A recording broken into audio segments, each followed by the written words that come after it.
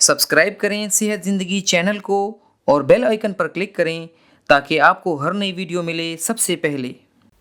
ख़वातीन और हज़रात, डॉक्टर रियाज शाहिद फैमिली फ़िज़िशियन आपकी खिदमत में हाज़िर है यूट्यूब चैनल से ज़िंदगी के साथ। आज हम आपके सवाल और जवाब ले रहे हैं। तो पहला सवाल लेते हैं मिसेस नूर अहमद का, जो कि पहली दफ़ा प्रेग्नेंट है, 6 मंथ्स की प्रेगनेंसी है और उन्हें शदीद खांसी हो गई है।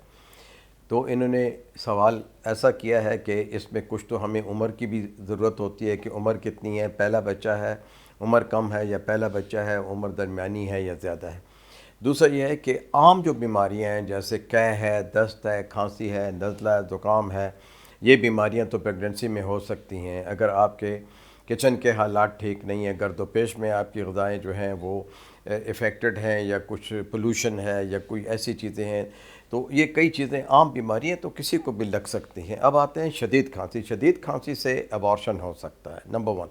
दूसरा ये कि आपका फैमिली मालिज होगा, मेडिकल स्पेशलिस्ट होगा, सीने का स्पेशलिस्ट होगा। कुछ अद्वियात, ख़ास कर हम कफ़ सिरप जो हैं वो प्रेगनेंसी में नहीं देते क्योंकि वो बच्चों पे बुरा असर डालते हैं। तो बराए मेहरबानी आप किसी भी चेस्ट स्पेशलिस्ट या गले नाक कान के स्पेशलिस्ट के पास जाइए। कुछ अद्वियात ऐसी हैं जो कि आपको दी जा सकती हैं, आपकी खांसी दूर हो सकती है। रही बात कि पेशाब के कतरे इसलिए निकलते हैं, देखें बहन, जूँ जूँ आपके बच्चे का वज़न बढ़ता है और पेट में पानी एमनियोटिक फ्लूइड जो है वो बढ़ता है, तो होता क्या है? होता यह है कि आपका मिसाना जो है उस पर प्रेशर आता है, वो कम हो जाता है, उसकी जगह उसको कम मिलती है, इसलिए आपको जल्दी जल्दी पेशाब आता है।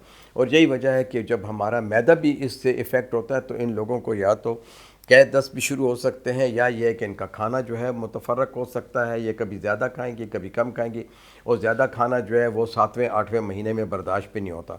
इसे हम अपनी ज़ुबान में मैकेनिकल शॉर्टनिंग कहते हैं, यानी आपका मैदा भी जो है प्रेगनेंसी की वजह से सिकुड़ जाता है और आपका मिसाना भी, वो भी एक बैलून है और मिसाना भी एक बैलून है। तो ये कोई ख़तरे की बात नहीं है, पैम्पर इस्तेमाल कीजिए, लेकिन बराए मेहरबानी ज़रूर आप किसी भी एलर्जी स्पेशलिस्ट से या ENT स्पेशलिस्ट से या मेडिकल स्पेशलिस्ट से इलाज करवाएं। और ये कोई ऐसी ख़तरे वाली बात नहीं है। हाँ, एक चीज़ है कि अगर आप पहले से कोई अद्वियात इस्तेमाल कर रही हैं और उनमें से किसी दवाई की एलर्जी है, तो वो आपका जो गायनेकोलॉजिस्ट है या फैमिली फिजिशियन है वो आपको गाइड कर सकता है कि आपने कौन सी ज़रूरी दवाई लेनी है और गैर ज़रूरी दवाइयाँ जो हैं वो बंद करनी होंगी। शुक्रिया।